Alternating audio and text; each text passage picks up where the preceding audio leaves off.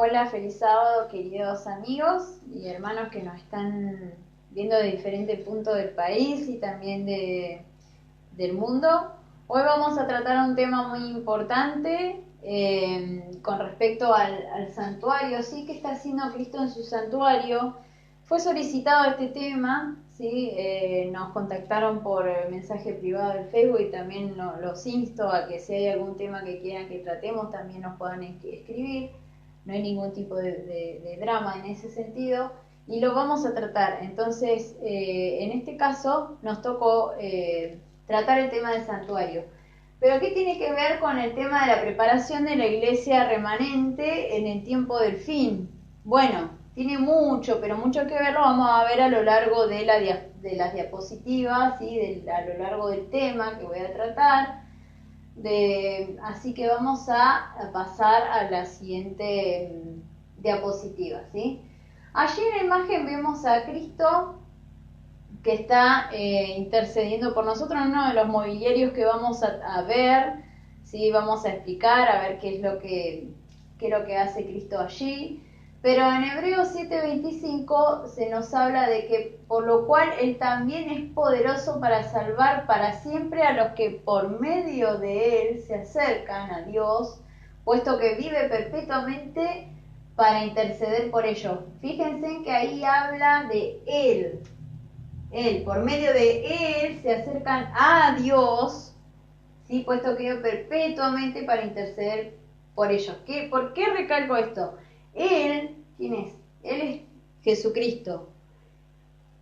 Y que se acercan a Dios, Dios Padre, ¿sí? Interceder por ello va a ser marcada siempre esa palabra durante este tema. Vamos a pasar a la siguiente diapositiva. Bien. Me harán un santuario para que yo habite entre ustedes, dice Éxodo 25:8, ¿sí? Hablando de esto, del santuario, quiero recalcarles de que cuando Jesús está intercediendo por nosotros en este momento, los discípulos, ¿sí? Antes de que Jesús ascendiera, ellos estaban tristes, ¿sí? Justamente porque se iba su maestro, pero dejaban al Espíritu Santo para que estuviera con ellos y predicaran con gran poder. Pero allí había dos ángeles que le decían, este mismo Cristo que está ascendiendo al cielo, a la diestra del Padre, va a volver por segunda vez a buscarnos. Por eso esa bendita esperanza que nosotros tenemos de esperarlo y prepararnos. Por eso dice la preparación de la iglesia remanente en el tiempo del fin. Entonces Dios, a través de Moisés, le habló de que tenían que hacer un santuario para que Él, ¿sí? Dios habite entre ellos, entre el pueblo de Israel. Acá vemos una imagen, ¿sí? En forma generalizada de cómo Dios le pidió justamente que hiciera de forma tan detallada, tan específica, y cada mobiliario cómo tenía que ser. El patio con diferentes tipos de elementos que lo vamos a ver a cada uno en forma específica, y el santuario que estaba dividido en dos compartimentos, el lugar santo y el lugar santísimo, ¿sí? Y también vamos a ver las actividades que hacían los sacerdotes, porque ¿quiénes eran los sacerdotes en ese momento? El sumo sacerdote era Aarón, el hermano de Moisés, y sus hijos. Solamente era confiado para la tribu de Leví para hacer este tipo de actividad, ¿sí? Recordemos que son 12 tribus, las 12 tribus de Israel. Solamente la tribu de Leví estaba se les confió hacer esta tarea. Vamos a pasar a la siguiente diapositiva, vamos a ir explicando uno por uno, ¿sí? Pero en Hebreos capítulo 8, a partir de versículo 8, nos habla de mediador del nuevo pacto que se relaciona mucho con el Antiguo Testamento. No se separa una cosa de la otra. La Biblia es perfecta, la palabra de Dios es perfecta, ¿sí? Se relaciona una cosa con la otra, siempre. Dice, ahora bien, el punto principal de lo que venimos diciendo es que tenemos tal sumo sacerdote, el cual se sentó a la diestra del trono de la majestad de los cielos. Vamos a hilando un poquito de lo que venía diciendo. ¿Quién era que ascendía al cielo a la diestra de Dios? Jesús. Entonces, ¿Quién es el sumo sacerdote en este momento en el cielo? Jesús. Ministro del santuario y de aquel verdadero tabernáculo que levantó el Señor y no el hombre, ¿sí? Porque todo sumo sacerdote está constituido para presentar ofrendas y sacrificios. Ahí hay una actividad que vamos a ver, por lo cual es necesario que también tenga algo que ofrecer, ¿sí? Así que si estuviese sobre la tierra, ni siquiera será acercada, habiendo a un sacerdote que presentaban las ofrendas según la ley, los cuales sirven a los que es figura, presten atención aquí, a lo que es figura y sombra de las cosas celestiales, como se le advirtió a Moisés cuando iba a erigir el templo, diciéndole, mira, haz todas las cosas conforme al modelo que se te mostró en el monte. O sea, hay un lugar, el lugar santo, ¿sí? El santísimo, este santuario está en el cielo, y le pidió que haga el modelo perfecto, exacto, a Moisés para que lo hiciera en la tierra y habitara con ellos. Vamos a la siguiente diapositiva.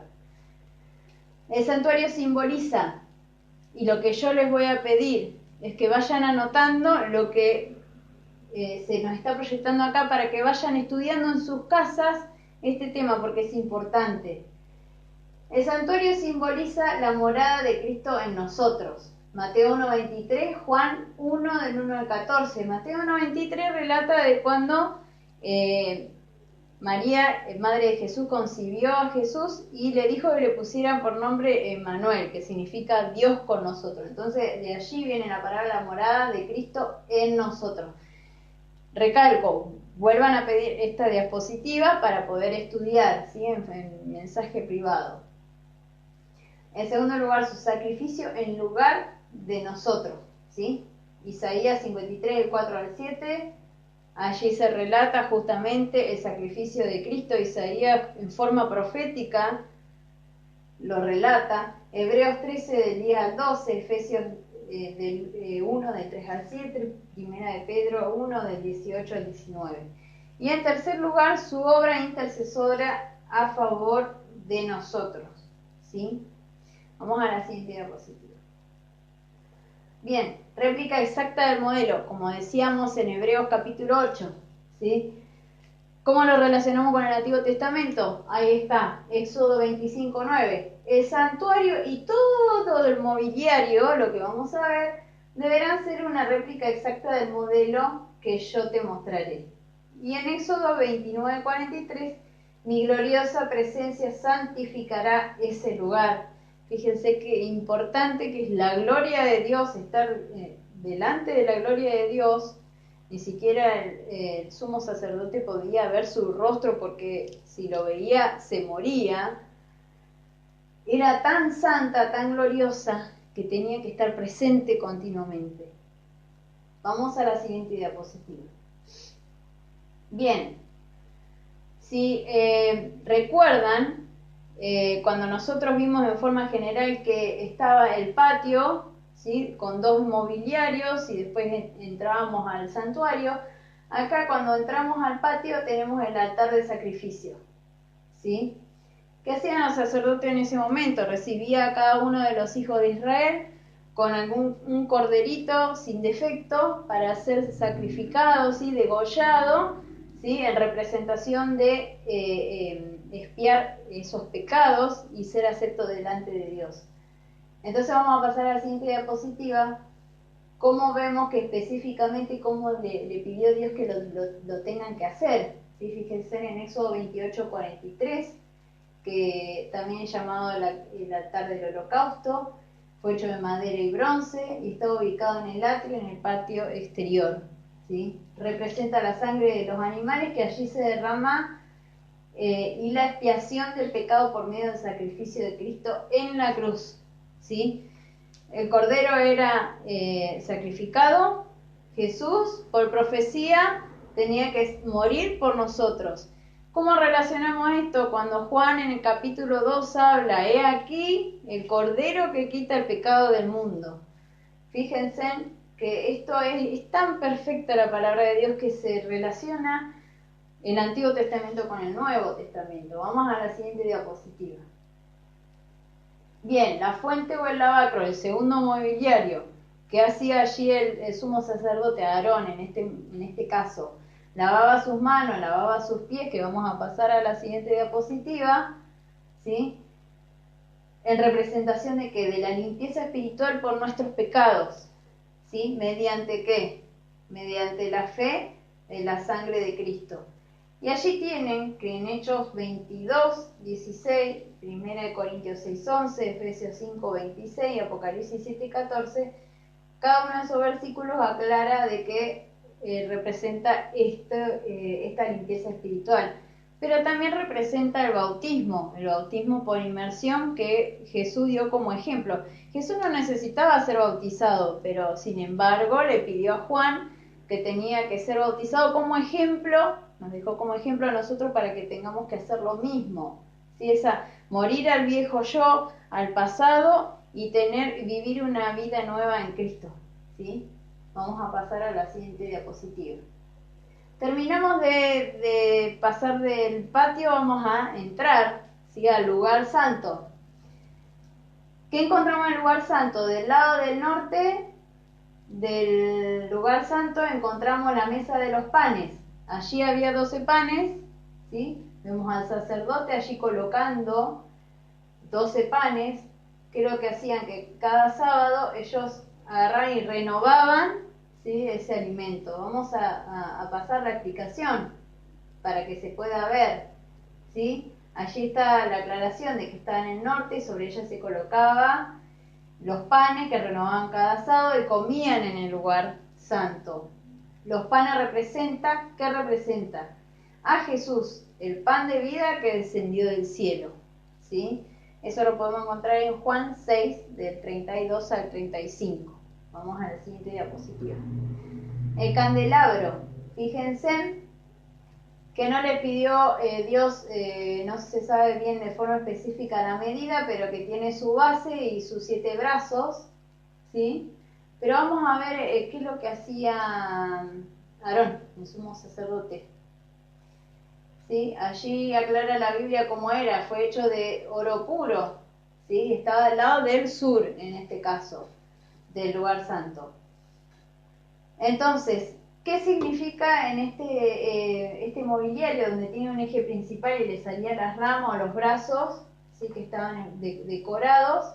Las lámparas que permanecían encendidas de día y de noche. Acá habla que en Éxodo 27, del 20 al 21, del 30, del 7 al 8, ¿sí? Y que se lo puede comparar justamente con lo que habíamos hablado al principio, con la preparación del tiempo del fin, de la iglesia remanente. Mateo 25, del 1 al 12, aquellas vírgenes que se tenían que preparar porque el novio venía y cabecearon. Todas cabecearon, se durmieron, pero a 5 eran insensatas y las otras prudentes. La diferencia la sabemos. Unas tenían las lámparas con aceite, las otras no. El aceite representa justamente el Espíritu Santo. Tenían al Espíritu Santo, estaban preparadas, estaban despiertas. Y también simboliza, ¿sí? La lámpara simboliza, lámpara en mis pies tu palabra y una luz en mi camino, ¿sí? Vamos a la siguiente diapositiva. Bien, aquí está el altar del incienso, ¿sí? Donde el sacerdote, sumo sacerdote, ofrecía incienso día y noche, ¿sí? Delante del velo antes de entrar al lugar santísimo, ¿sí? Vamos a pasar donde estaban ubicados en el lugar santo, ¿sí? Ahí lo dicen eso 36 para que corroboren. Sobre el altar entonces debía quemar justamente ese incienso. Este incienso que ascendía desde este altar con las oraciones del pueblo, ¿sí? Representaba la intercesión de Cristo en nuestro favor y representa de hecho la intercesión de Cristo en nuestro favor, el que está en Hebreos 7, 24, 25, que lo hemos leído al principio. Vamos a seguir. Bien, aquí ya entramos al lugar santísimo, ¿sí? Cada ofrenda diaria que hacía el sumo sacerdote y los levitas allí era en el lugar santo. Pero había un día específico, el día de expiación, el día de Yom Kippur, el día del perdón, donde todo el pueblo debía de santificarse de una manera donde Jesús, ¿sí?, representaba con su gloria, ¿sí?, lo que debían hacer. Y justamente, ¿qué es lo que tenían que hacer? Santificarse, porque justamente iban al encuentro con su Dios, a expiar esos pecados que tenían, y están renovados y santos delante de Él. Porque dice, sed santos como yo soy santo, lo dice tanto en el Antiguo Testamento como en el Nuevo Testamento. Dentro del Arca del Pacto yo quiero específicamente hablar de esto, es muy importante saberlo.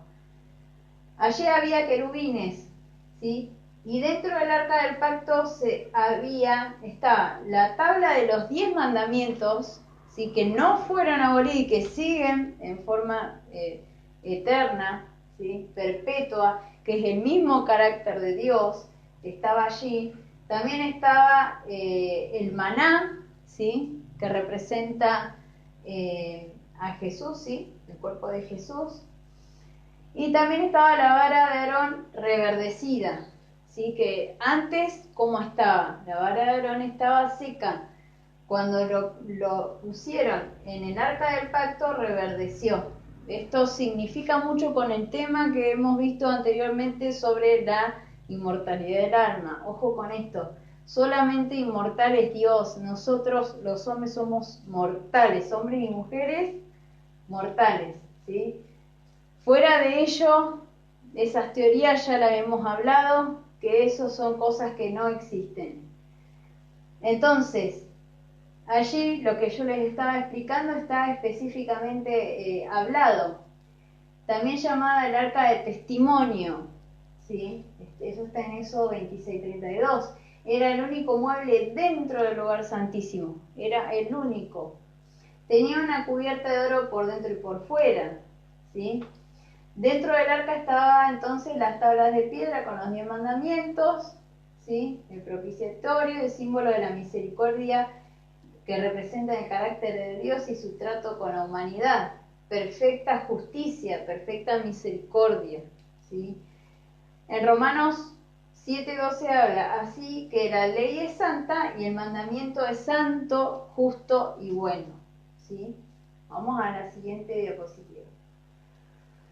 Bien, acá yo quiero citar algo muy importante, basado en Hebreos 9, 24 y 23. Dice, Dios mismo le entregó a Moisés, presten atención, el plano con instrucción detallada acerca del tamaño y forma, así como de los materiales que debían emplearse y de todos los objetos y muebles que debían contener. Los 2 lugares santos hechos a mano habían de ser figura del verdadero, figura de las cosas celestiales, como hemos visto por la palabra de Dios.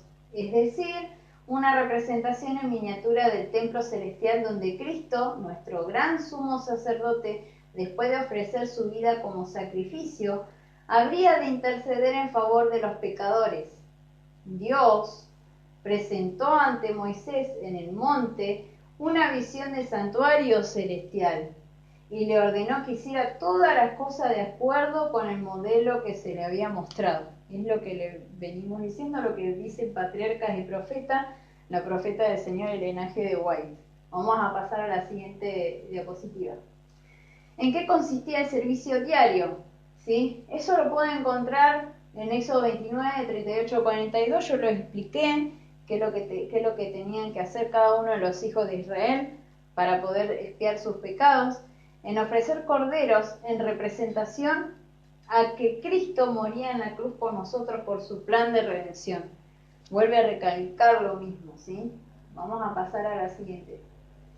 ¿En qué consistía la purificación del santuario? Fíjense que Dios les pedía cabritos y echaban suerte sobre él. Uno era para el sacrificio y el otro era donde expiaban los pecados. Eran puestos los pecados allí de todo el pueblo y eran echados al desierto, ¿sí? Vamos a pasar a la siguiente diapositiva. Entonces, a través del sacrificio diario, los pecados serán transferidos simbólicamente del pecador arrepentido al santuario. Fíjense la importancia de este acto que tenía que hacer cada hijo de Dios. Una vez al año se realizaba la limpieza o purificación del santuario en el día de la expiación, removiendo los pecados y trasladados al desierto, como estábamos hablando recién con el macho cabrío. Eso lo van a encontrar en Levítico capítulo 16, que los invito a que los estudien, ¿sí? Con respecto a este tema. Vamos a pasar a la siguiente diapositiva. ¿Qué acontecimiento marcó la finalización del ritual de santuario terrenal? Porque no está el ritual de santuario terrenal ahora, ¿sí? ¿Qué fue lo que marcó? ¿Y qué santuario está funcionando actualmente? Esto sí amerita a que yo lo busque en Mateo capítulo 27, ¿sí? Mateo capítulo 27, 50 y 51, dice: Pero Jesús, habiendo otra vez clamado a gran voz, entregó su espíritu. Entonces el velo del templo se rasgó en dos, de arriba abajo. La tierra tembló, las rocas se partieron. ¿Sí? Fíjense que el velo del templo, el lugar santo al santísimo, se rasgó en dos. ¿Por qué? Porque se tenía que cumplir la profecía, justamente Hebreos 8 del 1 al 2 lo leímos.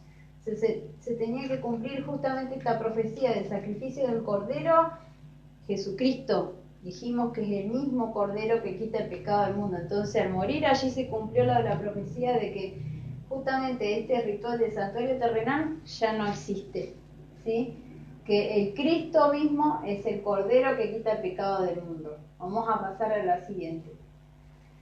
¿Qué hace Jesús ahora en el cielo? Entonces, en forma de repaso, Él está intercediendo por nuestras vidas. ¿Sí? Entonces, si hizo una figura, le dio a Moisés que erigiera el tabernáculo allí.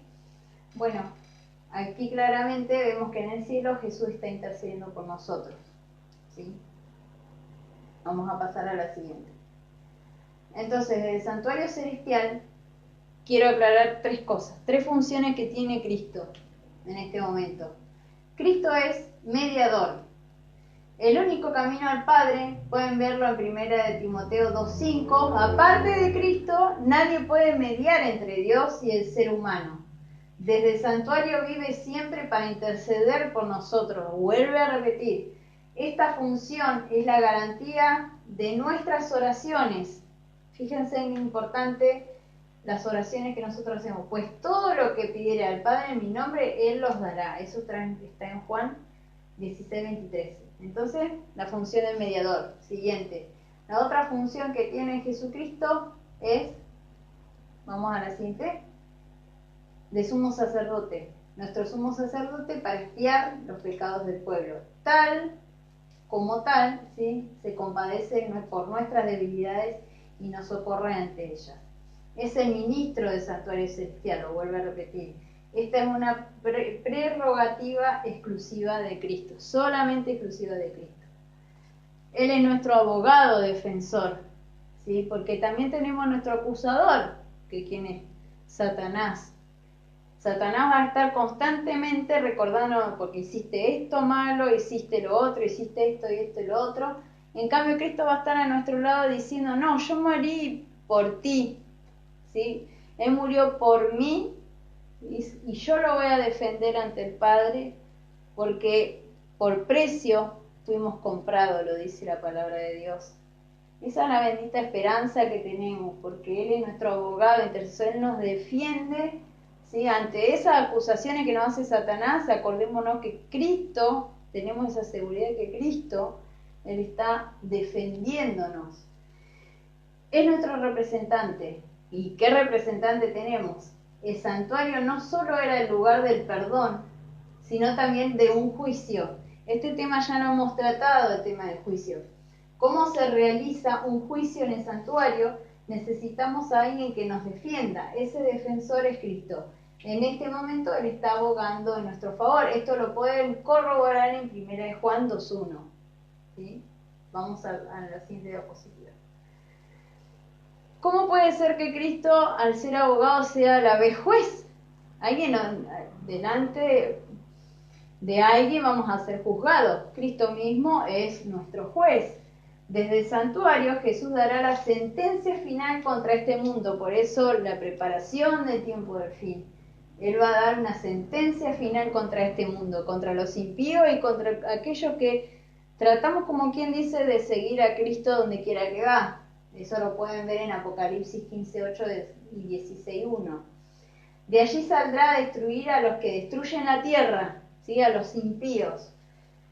Pero se nos garantiza que Cristo, como juez, no condenará a los que hayan entregado su vida a Él, ¿sí? Por eso la invitación de que entreguemos nuestras vidas a Cristo, que Él es el único juez y abogado que nos va a defender. Vemos en Romanos 8:1 eso.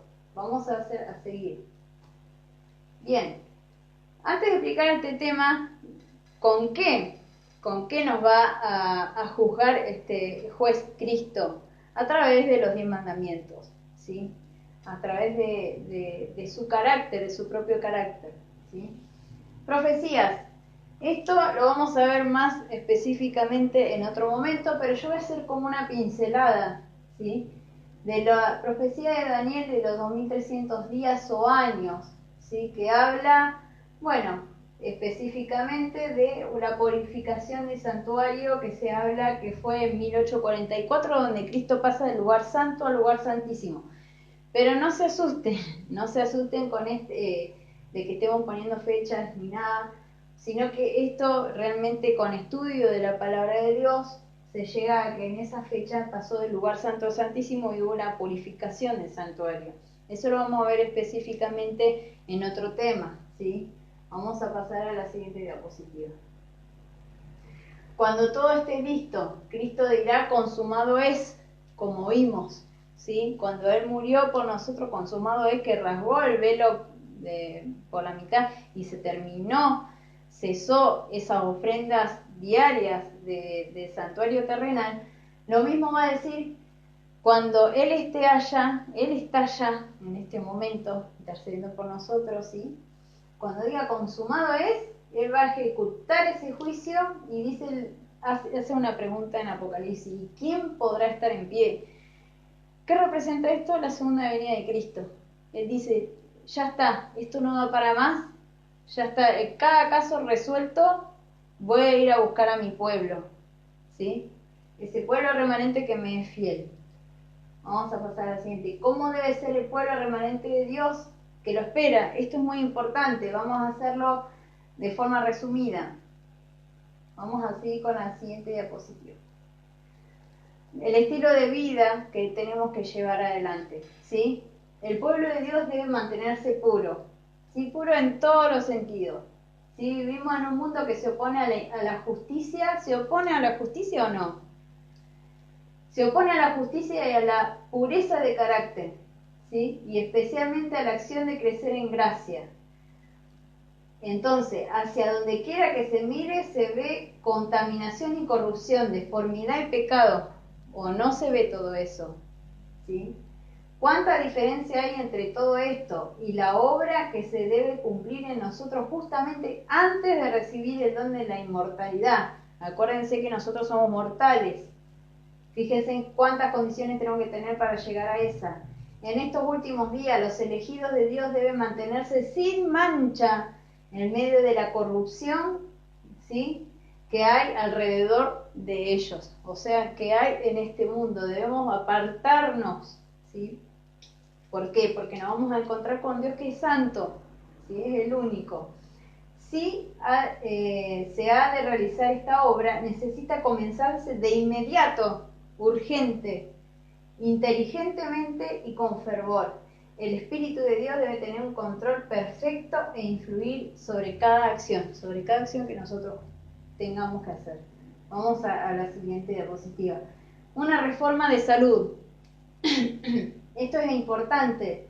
¿Por qué? Pues si estamos comiendo cualquier cosa, nuestro cerebro no va a estar apto como para poder entender lo que nosotros queremos estudiar, lo que Dios nos está dando para que tengamos que prepararnos, ¿sí? Porque si no, los engaños de Satanás, básicamente vamos a ser engañados enseguida. Entonces, ¿qué tiene que ver con esto? Bueno, la reforma de la salud, si nosotros nos alimentamos de forma sana, vamos a tener una mente más clara para entender las cosas y, como quien dice, identificar el engaño de Satanás. La reforma de la salud es uno de los aspectos de la gran obra destinada a preparar un pueblo para la venida del Señor, ¿sí? Eso es importante. Y sigue diciendo más adelante, los hombres y las mujeres no pueden violar las leyes naturales mediante la complacencia de sus apetitos depravados y pasiones carnales, sin violar la ley de Dios.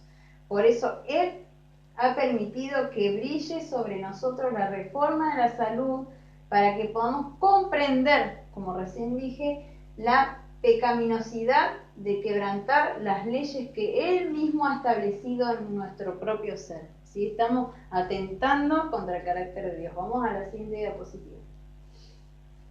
Comprados por Dios, ¿sí? Habla de que nosotros somos el templo del Espíritu Santo. Resumiendo esto, nosotros somos templo del Espíritu Santo y por lo tanto debemos cuidarlo. Esto lo resalta en 1 Corintios 6, del 19 al 20, ¿sí? Y acá claramente en las diapositivas, cuando vayan a estudiar, deténganse con cuidado qué es lo que dice, ¿sí? Porque vuelve a recalcar de lo mismo, ¿sí? Sobre el tema de la salud, la mente, la claridad de lo que estamos haciendo para prepararnos para el tiempo del fin. Vamos a la siguiente diapositiva. Se necesita una reforma.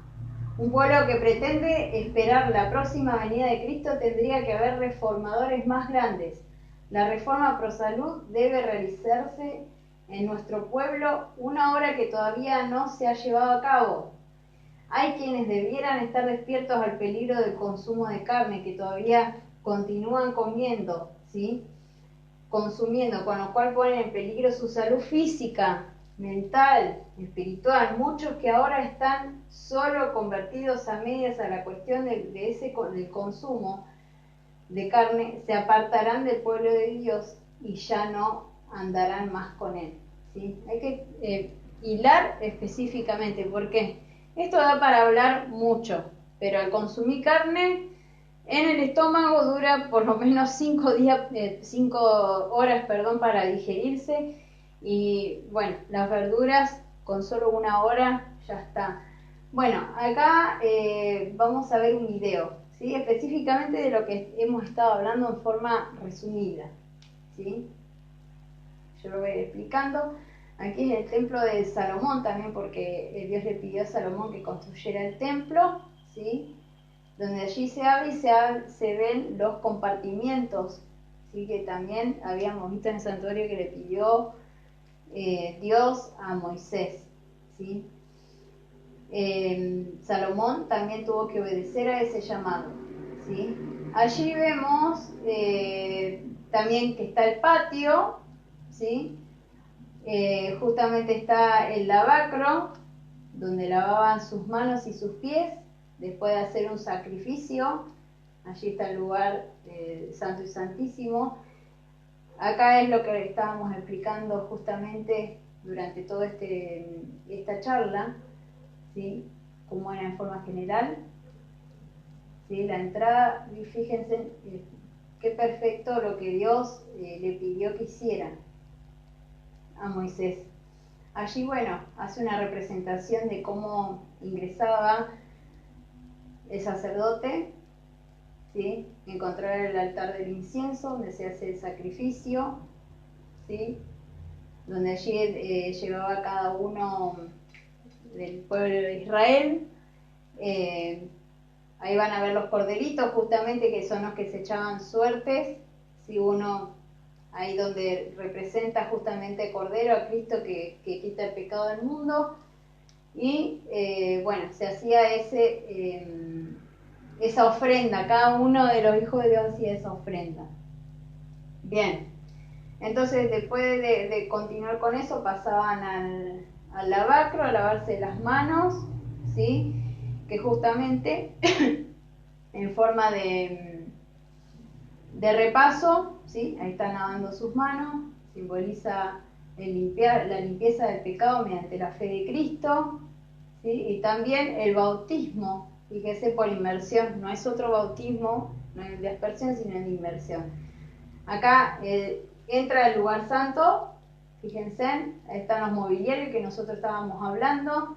Del lado del norte estaba la mesa de los panes, del lado del sur, ¿sí? Estaba el candelabro, ¿sí? De